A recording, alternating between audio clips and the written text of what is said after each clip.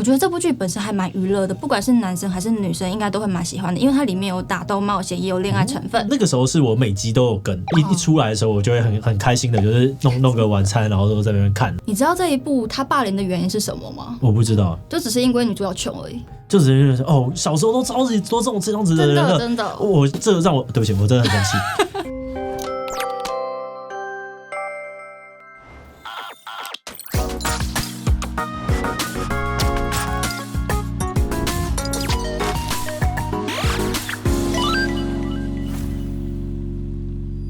Hello， 大家好，我是志祺，终于又到了令人期待的过年连假。那说到连假追剧，我想应该是一定要的。那今天我们邀请到了祖宁，跟我们一起来个2023年的这个韩剧与宅片的大乱斗。好，那说到韩剧，其实我一直很想要理解它的魅力，但老实说，我看了一些之后，还是没有很懂。那今天我们就邀请到这个韩剧专业户祖宁呢，来跟我们分享一下2023年的韩剧片单，看看能不能够让我进入这个韩剧的坑里面。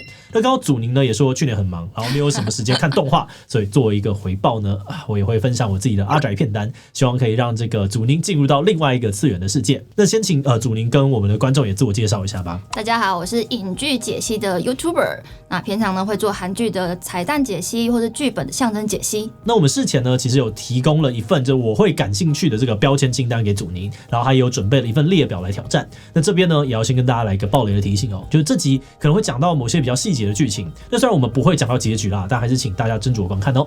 那么在正式开始之前呢，按照惯例，先让我们进入工商服务时间。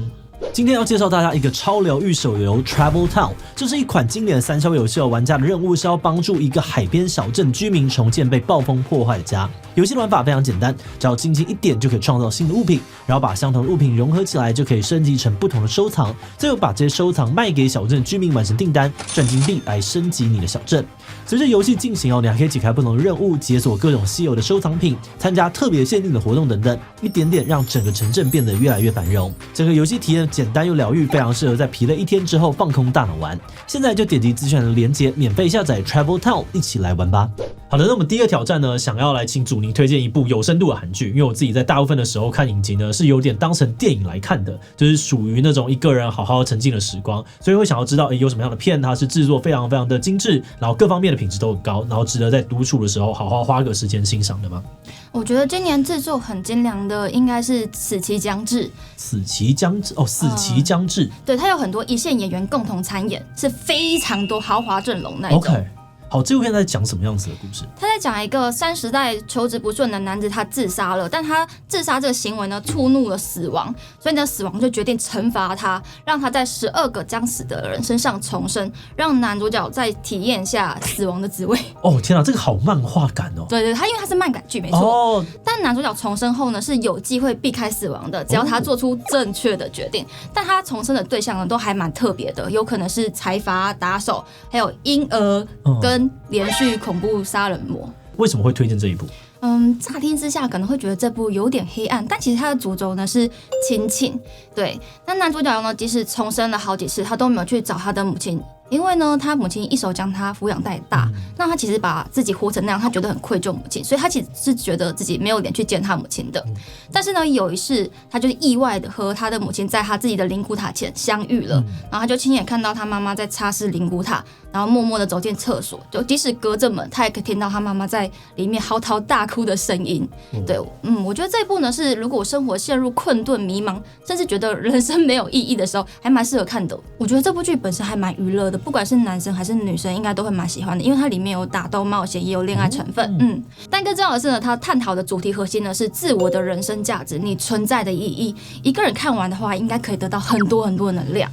好，那我现在会先受这部片，那待会来听听其他的片，然后做一个感兴趣的排行榜。那接下来呢，因为我最近也蛮认真的在看这个《葬送的芙莉莲》，请祖宁推荐看了会很疗愈的这个韩剧有哪一些？当时对于这个疗愈的定义呢，是心很疲倦的时候适合看，偏向有点小品吧，然后但又有点抚慰功能的。那这部呢不是2023年的剧，如果讲到疗愈作品，我觉得它是一个韩剧天花板的存在，就机智系列中有一部叫做《机智医生生活》，它有2季，这个看过。最新的那一季呢是2022年出的。这个我有看过，这个非常好看。那这部剧本身呢被归纳在医疗剧，但其实跟一般的医疗剧我觉得还蛮不一样的。它不只是写了病患跟医疗，更是着重在这群医生们的生活和对人生的态度。那主角呢是5个不同科室的医生教授，他们是很好的大学同学，他们呢都已经40岁了，但还是很想要一起玩乐团，还蛮酷的， 对不对？我觉得音乐在里面情绪带很多，就是音乐这个事情，就是让大家可能想到了某样子的情绪，又或者是带大家回到某个时光。他这一部呢是一个把生活热忱音乐写成主轴的故事啦。那他每集都会看到他们在练团，他每次 cover 的歌都还蛮有意义，就是他会呼应他当集的剧情，甚至有一集他们 cover 了那个 It's My Life。哦，对，我那时候听到的时候我傻眼，我想说，哇，天哪！这个不是我高中的时候大家吉他社一定要练的歌吗？怎么会？我觉得最猛的还是他们 PD 就是勇于去买了版权，然后把它 cover 下来。哦，那一定超贵。虽然呢是医疗剧，它就离不开生老病死嘛，但我看这部剧的时候呢，反而会觉得说大家会被那5个主角吸引，尤其是他们对待生活一切周遭的事物都是充满热情和帅气的。对，就是不可能吧？我才不信一个在医院工作的人还可以这样子。我认识的医生们每个人都是披头散发，然后很辛苦，这样还有热忱，我是不信，我真的不信。好像是我记得印象深，有一集他们在带那个新手医生。哦，对对对，新手医生其实就着重在新手这个主题上面。那个新手医生呢，他就遇到了一个小婴儿 baby， 他是一个病人，然后他离世了。他就医生自己哭到没办法宣告死亡，然后他的教授就来帮他宣告死亡。后来呢，这个新手医生就和教授道歉，但是主角教授呢就只是淡淡的说我们都是人嘛，所以哭是没有关系的。那集就是在讲说新手会犯错会神社都是很正常的。那这群主角呢都已经是教授了，但他们都没有忘记自己曾经也是这样过来的。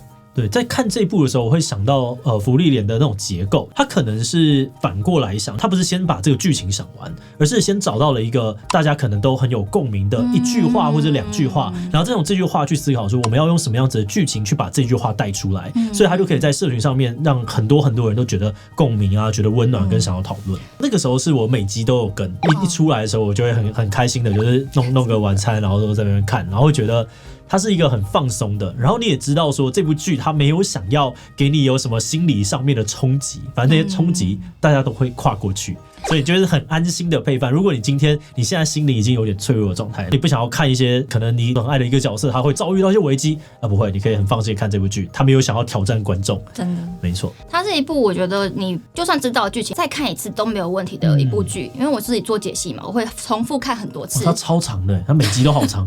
它每一集的剧情里面都还蛮多细节，甚至你可能不去想就会没有想到那一层的意思。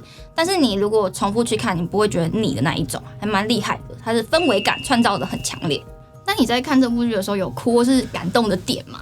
我好像蛮常会觉得好疗愈啊！他这样子做，像刚刚你讲的新手医生那个，我就会有点小小的泛泪。我就觉得说，有的时候你就是面对一些事情，你会觉得你不知道该怎么面对它，那个第一次的状态。但是我认为它都不是给你一个很强烈的情绪，就是点到为止，然后就收掉这样子。对对对。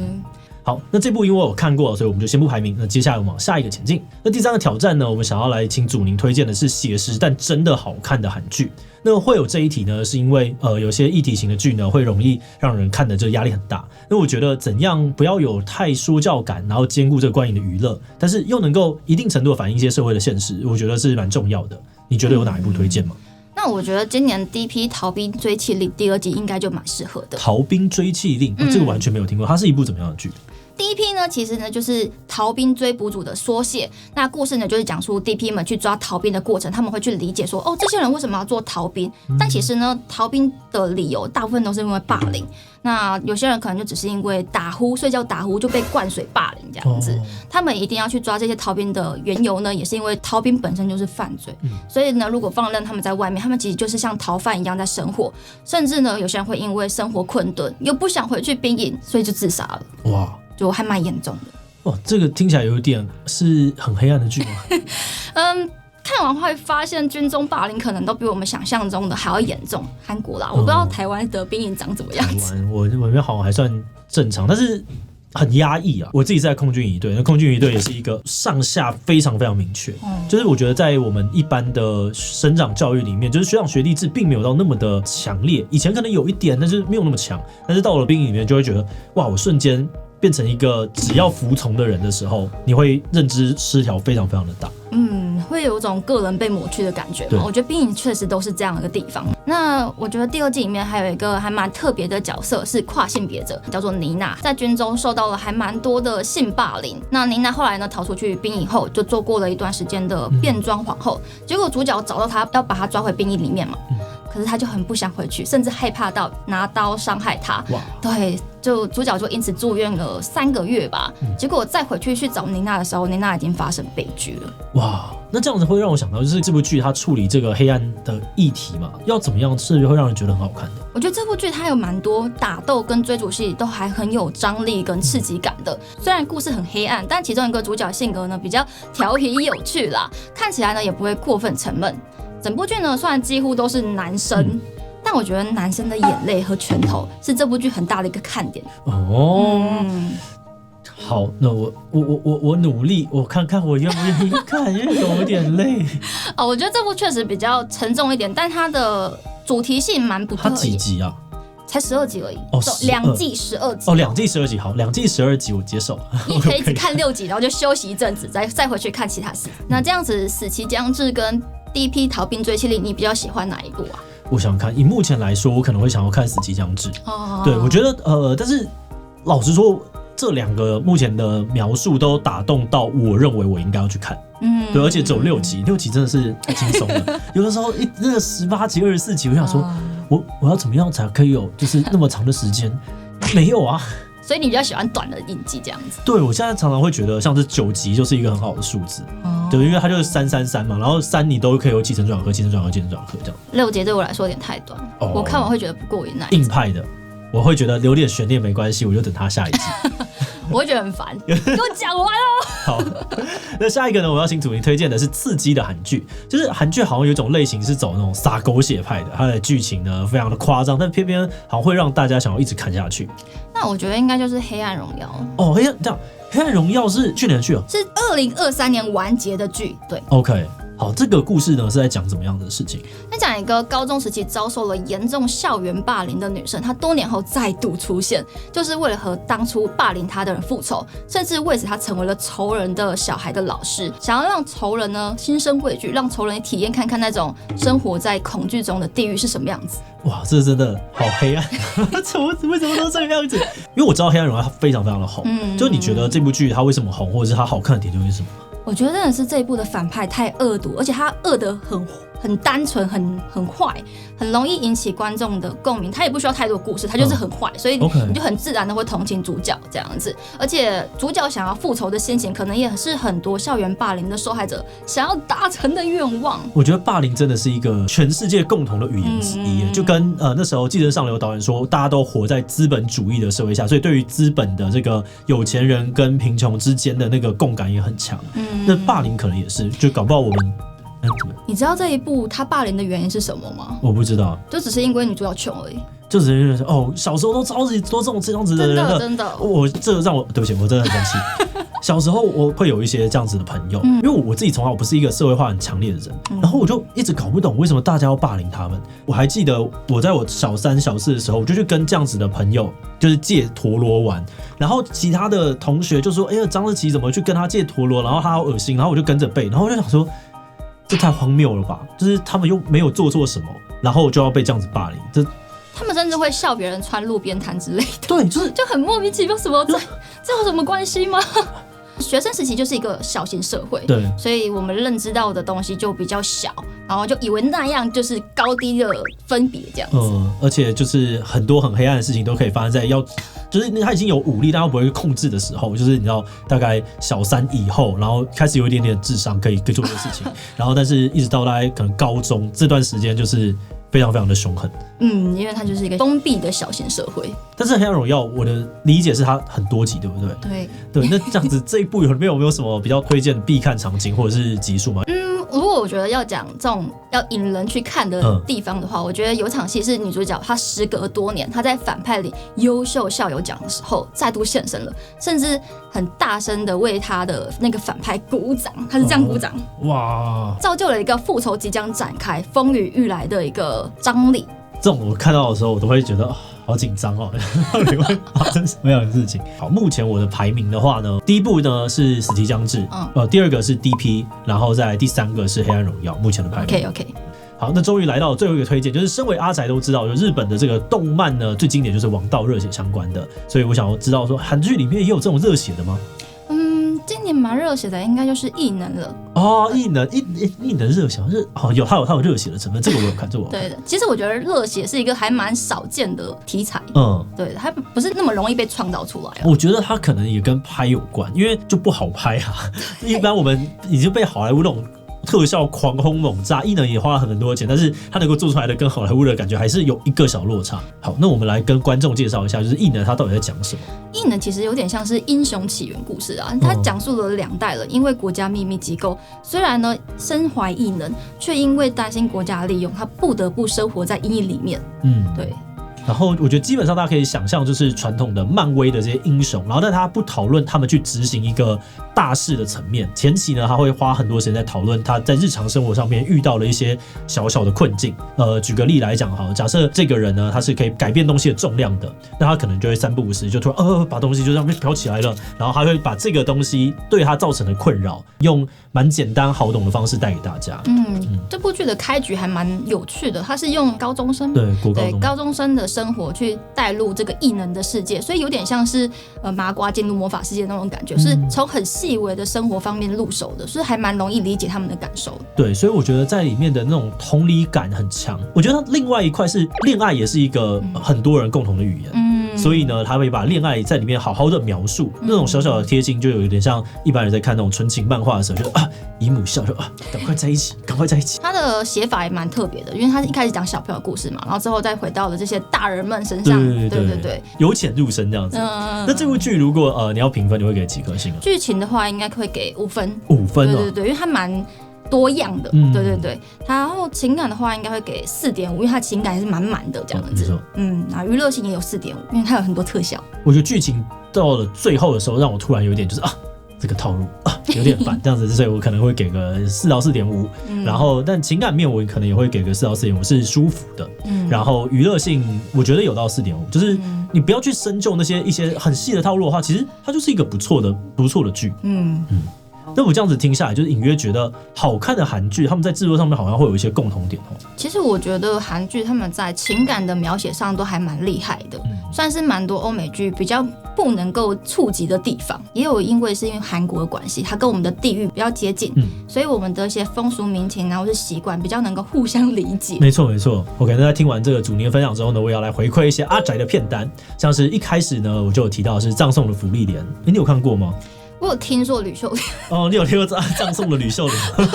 那基本上它就是一个很疗愈，然后他在讲就是勇者小队讨论的事情是勇者小队当他们打败了魔王结束之后，有一个好玩的点就是精灵是一个长寿的种族，那人类呢是一个一下就会离开的种族。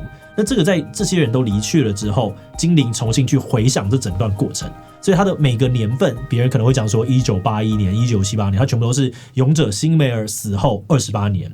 所以它是一个踏上在结束了之后重新回去回顾的历程。他用一个人的死后来当年份，对，当年份。然后呢，会在这个过程当中感觉到这个人他考量到了，例如说接下来精灵可能会很孤独吧，所以在里面创造了很多小小的细节，就小小的遗留物，让这个人在重新踏上这个旅程的时候可以回味，这样子。